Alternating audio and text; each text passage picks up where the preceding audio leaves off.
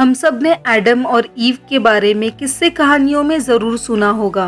Bible के मुताबिक ईश्वर के बनाए हुए यही सबसे पहले इंसान थे, लेकिन एंशिएंट जीविश मिथ के मुताबिक ईव से पहले एक और महिला थी जिसका नाम लिलित था। यहूदी लोक कथाओं में लिलित को एडम की पहली पत्नी के रूप में बताया जाता है, जो दुनिया की पहली महिला भी थी। मानव जाति के इतिहास में सबसे पुराने सुमेर में लिखे गए महाकाव्य गिलगमेश में भी सबसे पहली महिला का नाम लिलित ही बताया गया है। लेकिन लिलित एडम की पहली पत्नी से बच्चों की हत्या करने वाली दानव कैसे बन गई? आज के इस वीडियो में हम लिलित की इसी कहानी को जानेंगे, जो एक खूबसूरत महिला से डरावनी शैतान बन गई। जेनेसिस 1 के मुताबिक ईश्वर ने आदमी और औरत को एक साथ मिट्टी से बनाया था। एडम और लिलित दोनों ईडन के गार्डन में साथ में ही रहते थे। लिलित हमेशा से ही आजादी में रहना चाहती थी और इसलिए वो ईश्वर के बनाए हुए किसी भी रूल्स को फॉलो नहीं करती थी। इस बात को लेकर एडम और लिलित के बीच हमेशा झगड़े होते रहते थे। एडम ने इस बात की शिकायत भी ईश्वर से की थी, लेकिन एक दिन लिलित ने ईश्वर से बगावत कर ली और ईडन के गार्डन को छोड़कर हवा में उड़कर वहां से चले गई।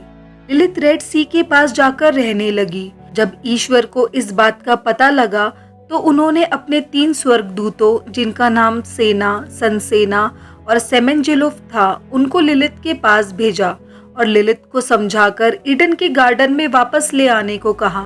तीनों स्वर्गदूत लिलित को ढूंढते हुए रेड सी के पास पहुंच गए और उसे समझाने का प्रयास किया, लेकिन लिलित ने वापस एडम के पास लौटने से मना कर दिया था। ईश्वर का आदेश न मानने की वजह से लिलित को सजा मिली।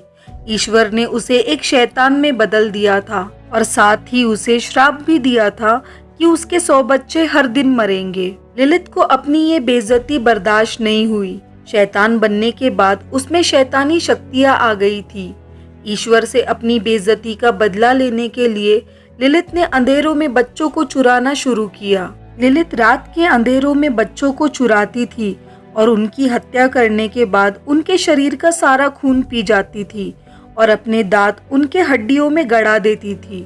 लिलित से अपने बच्चों को बचाने के लिए प्राचीन लोग बच्चों के गले में तावीज पहनाते थे, जिसमें वो तीनों स्वर्गदूतों के नाम होते थे, जो लिलित को मनाकर ईडन के गार्डन ले जाने वाले थे।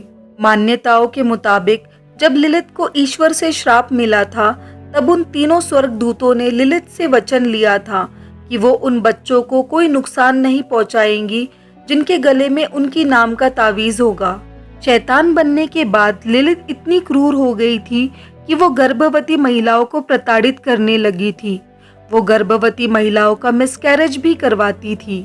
मेसोपोटामिया के लोक कथाओं में लिलित को शैतानी शक्ति और सिडक्टिव बताया जाता है। कहा जाता है लिलित बहुत ही खूबसूरत महिला के रूप में आकर रात में सोते हुए पुरुषों को बहकाती थी और बाद में उन पुरुषों को प्रताड़ित करती थी। वो पुरुषों का खून पीकर उनका मांस खा जाती थी। लिलित इंसानों के अच्छे सपनों को बुरे सपनों में बदल देती थी, जब तक वो इंसान बीमार ना हो जाए और उनकी मौत ना हो जाए। लिलित की बगावत के बाद ईश्वर ने एडम की रीढ़ की हड्डी से एक और महिला को बनाया, जिसका नाम ईव था। ईश्वर ने ईव को एडम को सौंप दिया था।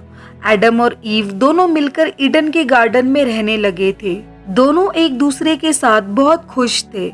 दोनों को साथ में खुश देखकर लिलित को उनसे जलन होने लगी थी। ईडन के गार्डन में एक ज्ञान का वृक्ष था, जिसका फल खाने से ईश्वर ने एडम और ईव को मना किया था। एक दिन लिलित ने नागिन का रूप बदलकर एडम और ईव को ज्ञान वृक्ष का फल खाने के लिए उकसाया था। लिलित की बातों में आकर दोनों ने उस फल को खा लिया। जब ईश्वर को इस बात का पता चला तो उन्हें एडम और ईव पर बहुत गुस्सा आया और ईश्वर ने दोनों को ईडन के गार्डन से निकाल दिया था। कुछ प्राचीन लोक कथाओं के मुताबिक लिलित लूसीफर की प्रेमिका बन गई थी, जो ईश्वर का सबसे सुंदर और सबसे प्रिय स्वर्गदूत था। लिलित ने लूसीफर को ईश्वर के खिलाफ भड़काना शुरू कर दिया था और लूसीफर के मन में ईश्वर के लिए जहर घोलने लगी। लिलित की बातों में आकर एक दिन लूसीफर ने ईश्वर से बगावत कर ली और स्वर्ग में दंगा शुरू कर दिया था। स्वर्ग की सत्ता पाने के लिए लिलित ने लूसीफर का साथ दिया, लेकिन इस लड़ाई में लूसीफर को हरा दिया गया था। लूसीफर के साथ एंजेलिक मिनियंस को भी नर्क में डाल दिया गया था। लिलिथ भी अपने प्रेमी लूसीफर के साथ नर्क में रहने लगी थी। लूसीफर और लिलिथ ने नर्क में ही अपना राज्य बना लिया था। जहां लूसीफर नर्क में शैतानों का राजा बन गया था, वहीं लिलिथ शैतानों की रानी बन गई थी। लिलिथ ने कई शैतानों को जन्म दिया था, लेकिन श्राप की वजह से रोज उसके कई बच्चों की मौत भी हो जाती थी। इस श्राप का बदला लिलिथ एडम के सारे वंशज को खत्म करके लेना चाहती थी, इसलिए वो इंसानों को प्रताड़ित करती रहती है। लिलिथ अकेले सड़कों पर भटकते यात्रियों पर हमला करती है। दुनिया भर की लोक कथाओं में लिलिथ जैसी महिला दानव का जिक्र मिलता है, जिन्हें अलग अलग नामों से जाना जाता है।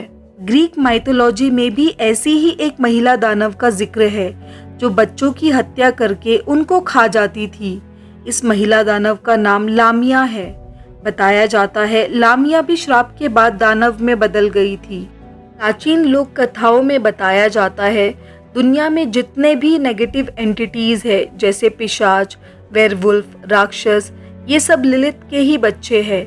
ये शैतान की पूजा करते हैं और इंसानों को अपना दुश्मन मानते हैं। लिलिथ की कहानी का वर्णन हमें हिब्रू, बेबीलोनियन, सुमेरियन और एसेरियन माइथोलॉजी में मिलता है। कई मान्यताओं के मुताबिक लिलिथ अभी भी समय समय पर पृथ्वी का दौरा करती है और लोगों के बीच में रहती है। लिलिथ को लेकर आज के किंवदंतियों में उसे एक स्ट्रगलिंग महिला के तौर पर बताया जाता है, जो उस समय पेट्रियार्कल सोच का शिकार हो गई थी। कई इतिहासकार लिलिथ के डिसीजन को सही करार देते हैं। लिलिथ की कहानी आज भी इंटरेस्ट और चर्चा का विषय बना हुआ है। दोस्तों, आपको क्या लगता है, लिलिथ ने ईश्वर से बगावत करके अपनी स्वतंत्रता को चुनकर सही किया या गलत?